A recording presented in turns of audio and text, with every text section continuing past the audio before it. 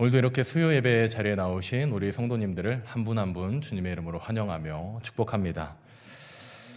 날씨가 많이 추워지고 있는데요. 이렇게 추워지는 날씨 속에서도 예배 자리를 지키시며 나오실 때 항상 강건하신 우리 성도님들 되시기를 바랍니다.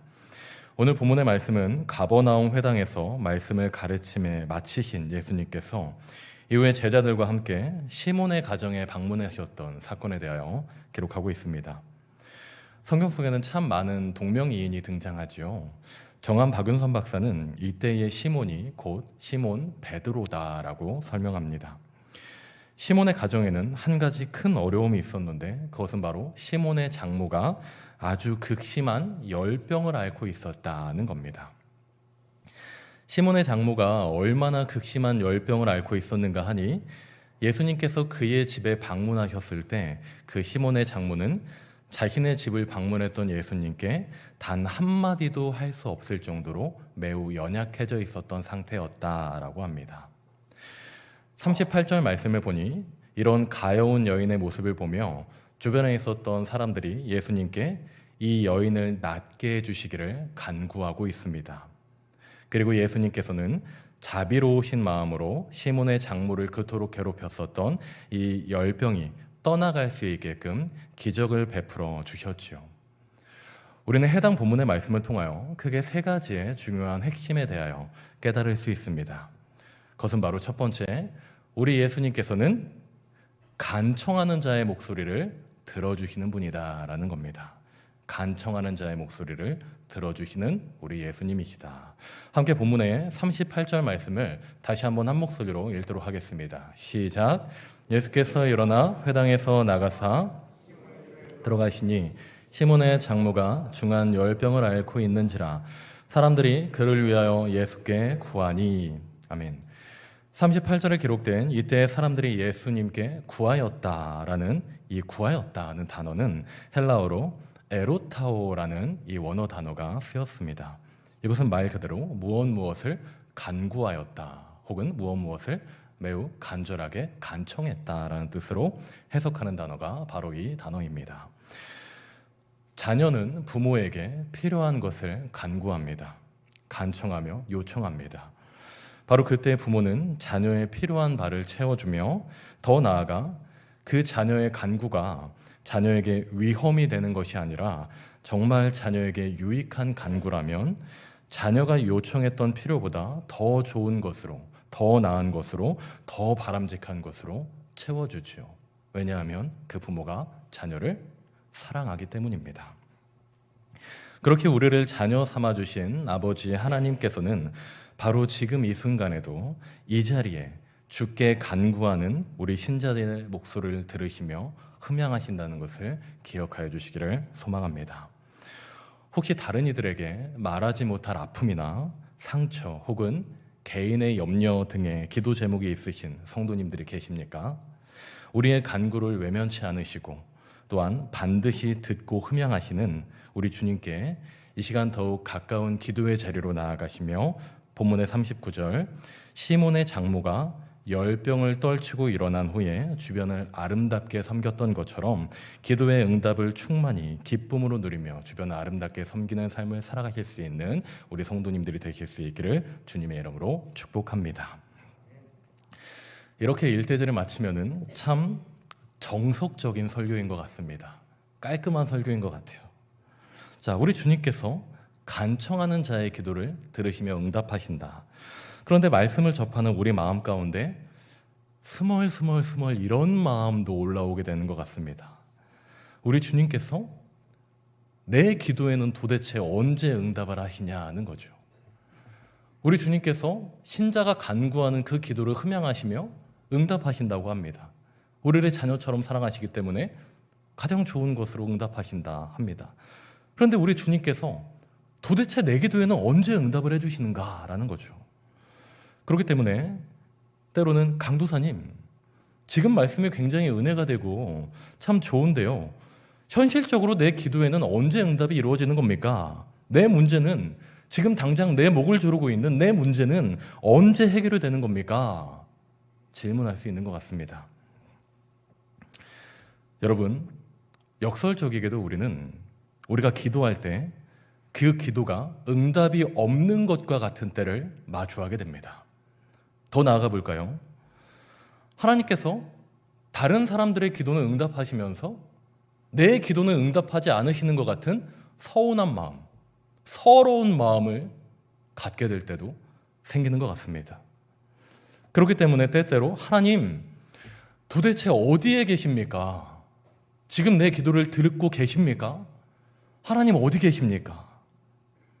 왜 내 기도는 응답하지 않으십니까? 왜 잠자코 계십니까? 왜 침묵하고만 계십니까? 불평하며 서운함과 서러움을 토로하게 되는 때를 마주할 수 있는 것 같다는 겁니다. 그렇기 때문에 때때로 강단에서 설교자가 설교할 때, 말씀을 나눌 때 하나님께서 간구하는 자의 목소리를 들어주십니다 라고 이야기하는 이 말은 종종 그저 허울 좋은 말이고 그냥 나와는 상관없는 막연한 이야기로 들리기도 하는 것 같습니다. 뜬구름 잡는 이야기 같다라는 겁니다.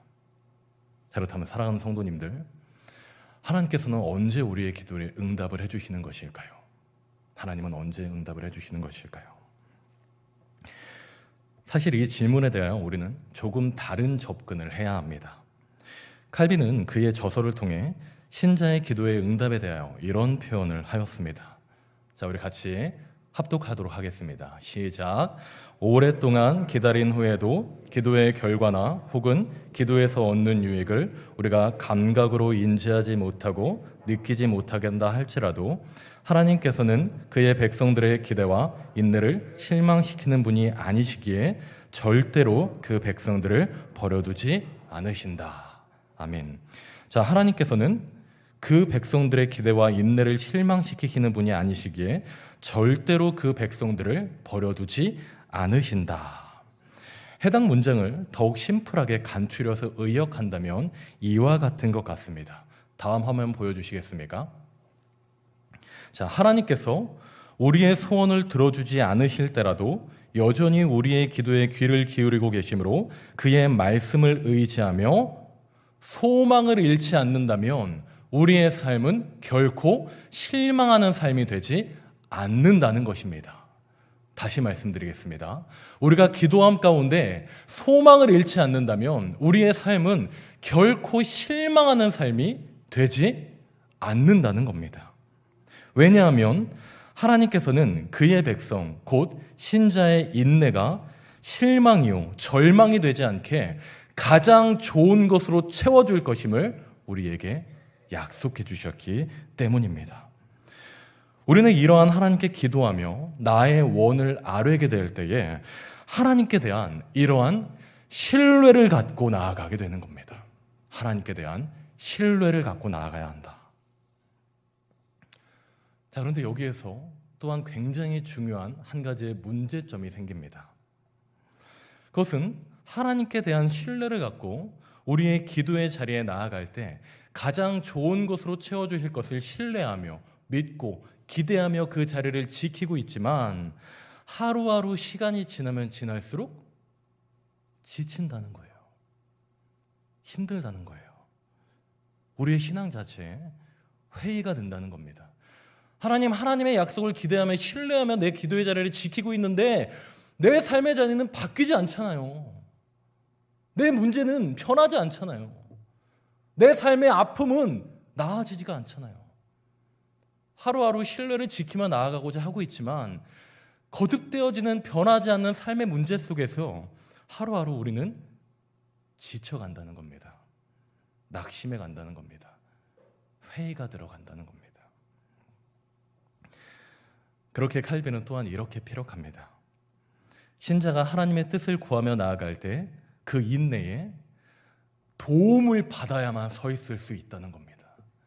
그 인내에 하나님이 주시는 도움을 힘입어야만 서 있을 수 있다는 겁니다. 신자가 하나님의 뜻을 구하며 나아갈 때 그 인내를 주께 도움받은 자들만이 인내에 서 있을 수 있다 강조하고 있습니다.